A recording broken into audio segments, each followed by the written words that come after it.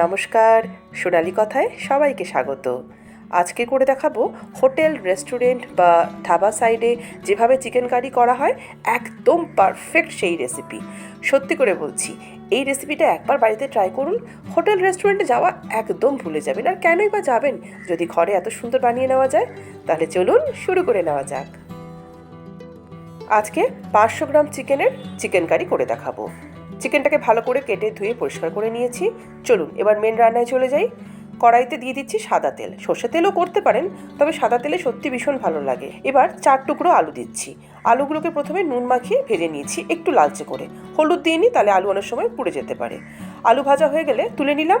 এবার ওই একই তেলের মধ্যেই আমি কিছু গরম মশলা দিয়ে দিচ্ছি। দেখুন, প্রথমে দিলাম একটা তেজপাতা, একটা বড় এলাচ দিচ্ছি, আর 3-4টে ছোটো এলাচ, লবঙ্গ আর 1 চামচ জিরে। ব্যাস, এবার এগুলোকে একটু ভাজতে টাইম দেবো, 30 সেকেন্ডের মতো।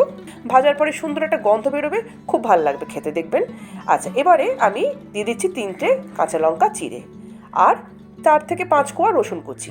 তারপরে 3টে মিডিয়াম সাইজের পেঁয়াজকে কুচি করে ছেড়ে দিলাম।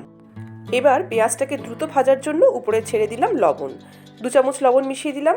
এইভাবে লবণ দিয়ে পেঁয়াজ ভাজবেন, তাহলে পেঁয়াজের ভিতরে যে ময়সাটা থাকে সেটা লবণ টেনে নেয় আর পেঁয়াজ দ্রুত ভাজা হয়ে যায়। পেঁয়াজটা আমি এখানে ব্রাউন কালারে ভেজে নেব, একেবারে বাদামি করে। হ্যাঁ, দেখুন বাদামি বর্ণের হয়ে গেছে পেঁয়াজটা। এরকম ভাজা ভাজা হয়ে গেলে এর মধ্যে এবার মাংসটাকে অ্যাড করে দিতে হবে। তো আমরা যে চিকেনটা রেডি করে রেখেছিলাম সেই চিকেনটাকে দিয়ে দিচ্ছি এর মধ্যে। আচ্ছা, এখানে না একটা ছোট্ট টিপ শেয়ার করছি। চিকেন যখন দেবেন না কড়াইতে, সঙ্গে সঙ্গে গ্যাসের ফ্লেমটা হাই করে দেবেন। লো ফ্লেমে কখনোই চিকেন ভাজবেন না, তাহলে চিকেনের ভিতর থেকে প্রচুর জল বেরোবে। এটা কেন? তার কারণ চিকেনের মধ্যে প্রোটিন আছে, আর হিটে প্রোটিনটা জমে যায়, আমরা যাকে বলি কোয়াগুলেট হওয়া। তাই হাই হিটেই প্রোটিন ভাজবেন, তাহলে আর জল বেরোবে না। চিকেন ভাজা হচ্ছে, অন্যদিকে আমরা আরেকটা প্রিপারেশন করে নেব। বাটিতে 2 টেবিল চামচ দই নিয়েছি, টক দই। তার মধ্যে দিয়ে দিলাম ভর্তি করে 1 চামচ ধনে গুঁড়ো, ভর্তি করে 1 চামচ জিরে গুঁড়ো, ভর্তি করে 2 চামচ কাশ্মীরি লাল লঙ্কার গুঁড়ো। এটা একটু বেশি দিলাম, এতে ঝাল হবে না, কিন্তু গ্রেভির কালারটা খুব ভালো হবে। এবার মিশিয়ে দিচ্ছি শাহি বিরিয়ানি মশলা 1 চামচ। চাইলে এখানে গরম মশলাও দিতে পারেন।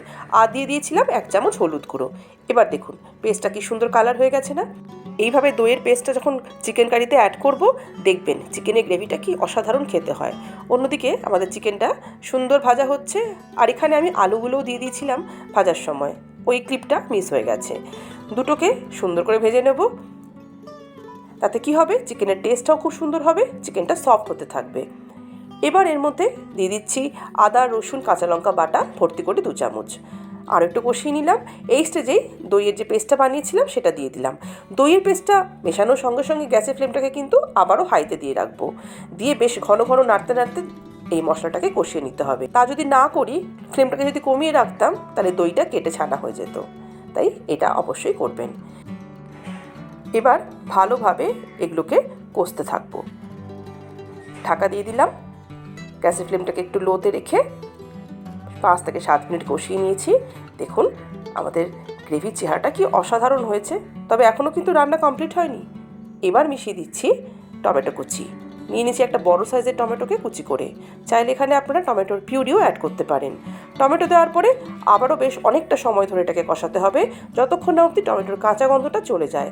নাহলে কিন্তু খেতে ভীষণ বাজে লাগে টমেটোর কাঁচা গন্ধটা যদি থেকে যায়। এখন আমাদের চিকেনের গ্রেভিটা ভালোভাবে কষানো হয়ে গেছে। এবার মিশিয়ে দিচ্ছি জল, কারণ আমি চিকেন কারি বানাচ্ছি, একটু গ্রেভি রাখবো।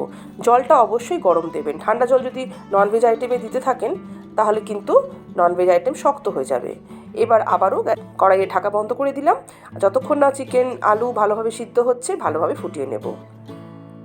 ফিরে এলাম আরও 10 থেকে 15 মিনিট পরে। চিকেন আলু সব দেখে নিয়েছি, সুন্দরভাবে সিদ্ধ হয়ে গেছে, আর গ্রেভির পরিমাণটাও একদম পারফেক্ট আছে ভাত বা রুটি দিয়ে খাওয়ার জন্য।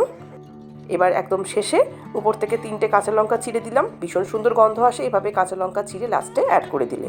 আর দিয়ে দিচ্ছি কিছু কুচিয়ে নেওয়া ধনেপাতা। ব্যাস, তৈরি হয়ে গেল আমাদের আজকের দারুণ স্বাদের চিকেন কারি। কি দেখেই জিভে জল চলে আসছে না? তাহলে দেরি কি, ঝটফট বানিয়ে নিন। আর আমার চ্যানেলকে তাড়াতাড়ি করে ফেলুন সাবস্ক্রাইব। ভিডিও ভালো লাগলে সবার মধ্যে শেয়ার করে ফেলুন। সবাই ভালো থাকুন, সুস্থ থাকুন। নমস্কার।